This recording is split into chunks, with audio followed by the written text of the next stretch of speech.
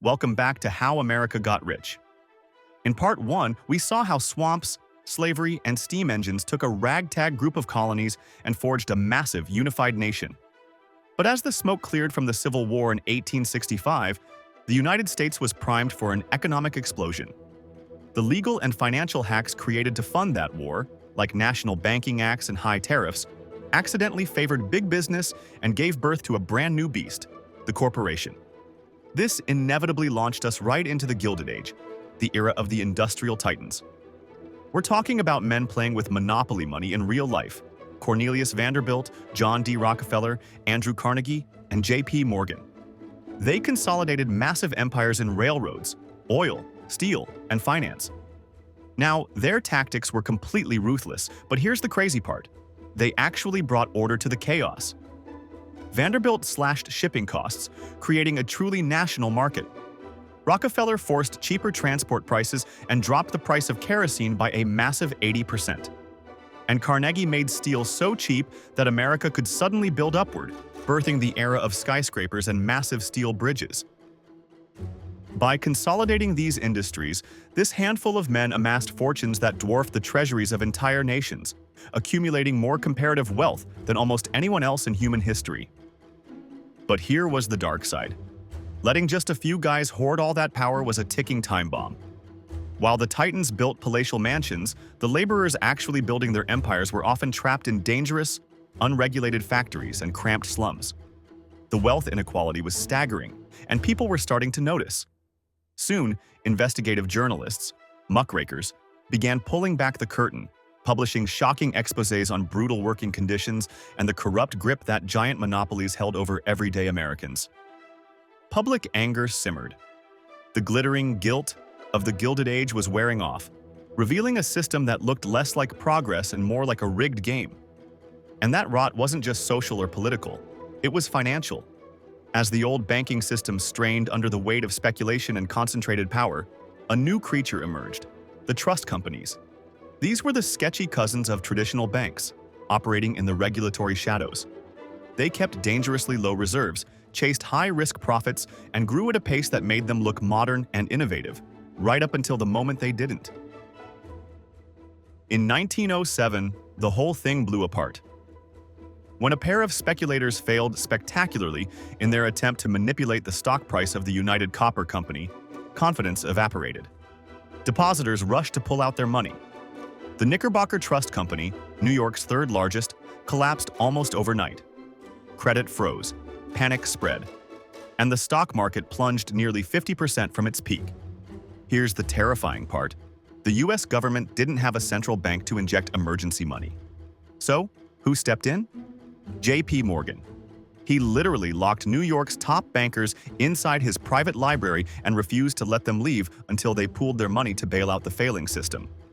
Morgan single-handedly saved the US economy. It worked, but it was the final straw. Politicians and the public suddenly realized, wait, our entire national economy relies on the goodwill of one grumpy billionaire? Combined with the outrage over terrible working conditions, this wake-up call ignited the progressive era, an age focused on regulation, stability, and fairness. Finally, the government looked at these massive corporate monopolies and said, enough. Enter presidents like Teddy Roosevelt, who earned the nickname the Trust Buster.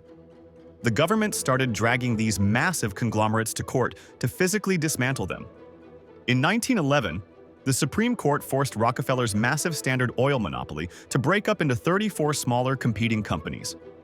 They went after the railroad monopolies and the tobacco trusts, shattering their stranglehold on the market.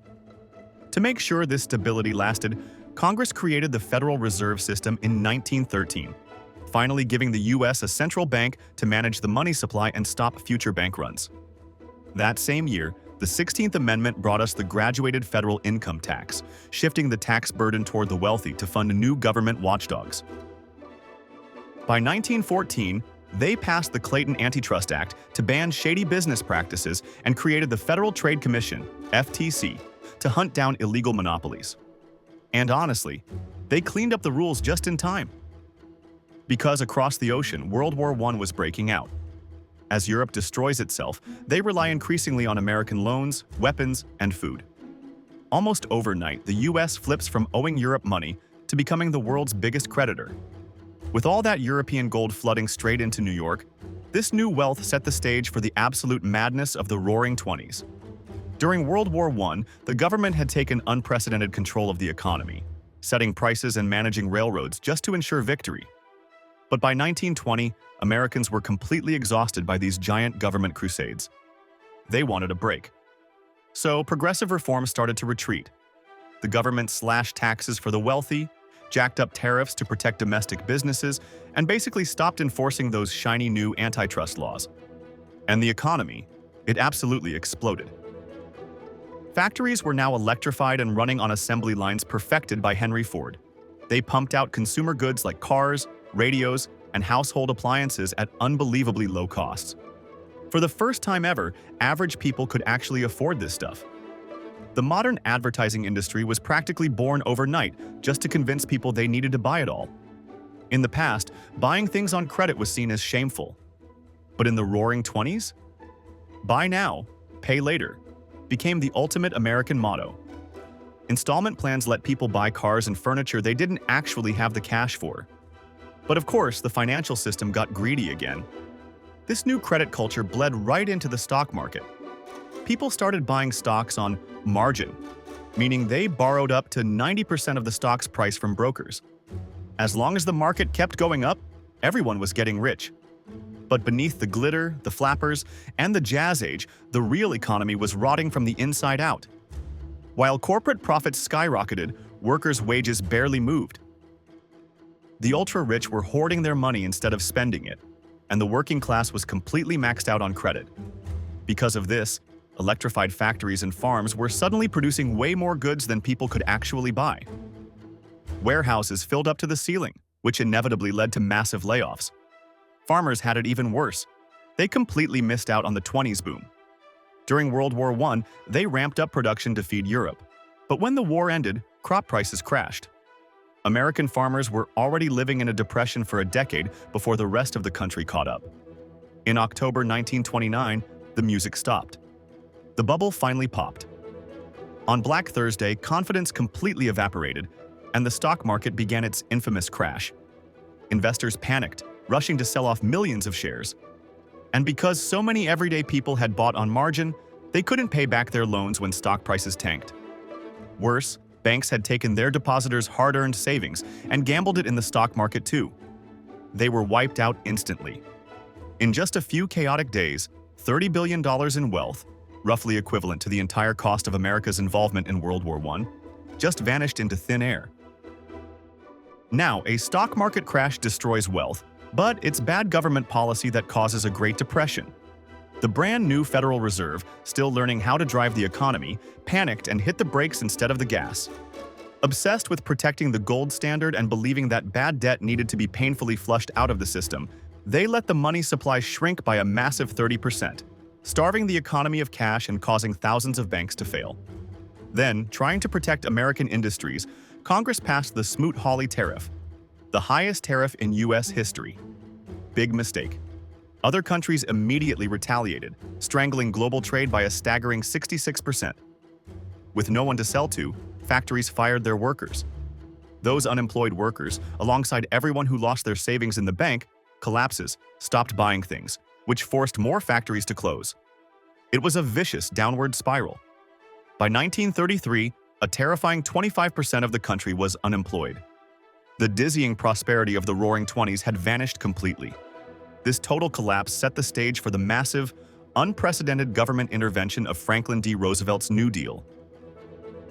The New Deal is often taught as the magic savior of the American economy, but in reality, it was heavily a mix of trial and error. The country was navigating completely uncharted waters, its deepest economic crisis in history. The New Deal's greatest actual successes fell into two buckets: reform, preventing future crashes, and relief, keeping people from starving. In one of his very first actions, President Roosevelt got on the radio for his fireside chats. He calmly explained the banking system to the panicked public and, almost like magic, restored their confidence. People actually turned around, walked back to their banks, and deposited their money, avoiding a total, apocalyptic collapse. From there, the administration kept building guardrails. They created the Federal Deposit Insurance Corporation, FDIC, to insure bank deposits. Now, even if a bank failed, people knew the government had their back, so the bank runs finally stopped. They also created the Securities and Exchange Commission, SEC, to act as the police force of Wall Street. Then came the massive public works programs. The government put millions of unemployed men to work building the literal backbone of modern America: airports, the massive dams of the Tennessee Valley Authority, and rural electrification. Not only did this modernize the country, but it kept millions of desperate young men employed and steered them away from radical political movements sweeping the globe, like communism or fascism. Finally, the New Deal launched Social Security. It wasn't just unemployment insurance. It was a mandatory government savings program for retirement that drastically slashed poverty rates among the elderly. Ultimately, the New Deal permanently reshaped the relationship between the American citizen and the state. But it wasn't a total success story. In fact, several of the New Deal's recovery policies are now viewed as completely counterproductive. Take the National Recovery Administration. It actually tossed out those hard-fought antitrust laws, allowing industries to form cartels and artificially jack up prices when consumer demand was already rock bottom. Even wilder, in a desperate attempt to finally fix the devastating crop price crash that had been crushing rural America since the end of World War I, the government literally paid farmers to stop planting crops and ordered them to slaughter their livestock just to reduce the supply and raise prices. Think about that. In a time of mass starvation and hunger, the government was systematically destroying food. They directed these payments to wealthy landowners, who simply took the land out of production, which completely destroyed the livelihoods of tenant farmers and worsened the unemployment crisis in the South. On top of this, these experimental, unpredictable policies terrified business owners. It completely froze private investment. Finally, just as the economy began to limp toward recovery in 1937, the administration panicked about inflation. They slashed government spending, and the Federal Reserve doubled the reserve requirements for banks. This triggered a massive recession within the Depression, wiping out almost all the gains they had made since 1933. Overall, the New Deal didn't actually end the Great Depression. But it did save American capitalism and democracy by providing just enough of a safety net to prevent the radical, violent political uprisings that were tearing Europe apart. So what really ended the Great Depression? World War II. Even before America officially entered the fight, they were functioning as the arsenal of democracy, supplying Allied forces with weapons, supplies, and money. This finally created the massive demand that American factories had been starving for. Then, after the attack on Pearl Harbor, the U.S. declared war and mobilized the entire industrial capacity of the nation on a scale the world had never seen. Industrial output literally doubled overnight. Women flooded into the factories to replace the men heading off to fight, and rapidly, the U.S. started churning out more planes and tanks than the rest of the world combined. By 1945, with the industrial centers of Europe and Asia completely bombed into rubble, the United States accounted for roughly half of all global industrial production. It was the absolute peak of American industrial dominance. And even though the government ran a massive deficit to pull this off, the crisis proved a new economic reality. National debt could be used as a powerful tool, not just a sin. This unprecedented mobilization ushered in the American century, a period defined by undisputed global supremacy, the birth of the modern middle class, and explosive consumer wealth, paired with the looming shadow of the Cold War and the staggering responsibility of rebuilding a shattered world. With European and Asian empires left in ruins, a new kind of world order began to rise. Not built on conquering physical colonies, but on financial supremacy, military alliances, and international trade. The United States was about to design a brand new global monetary system from scratch, anchoring the world's economy to the almighty dollar and transforming the American dream into a mass-produced reality. How the U.S. engineered this post-war empire, and the inevitable cracks that formed when this massive economic engine started to overheat, is the story of our next and final episode. Thanks for watching. If this look at the Roaring Twenties, the Great Depression, and the World War II boom gave you a fresh perspective on how a devastated economy forged an industrial juggernaut, be sure to like the video, subscribe to the channel, and tap the bell so you never miss another journey into the people and ideas that have shaped our history. See you next time.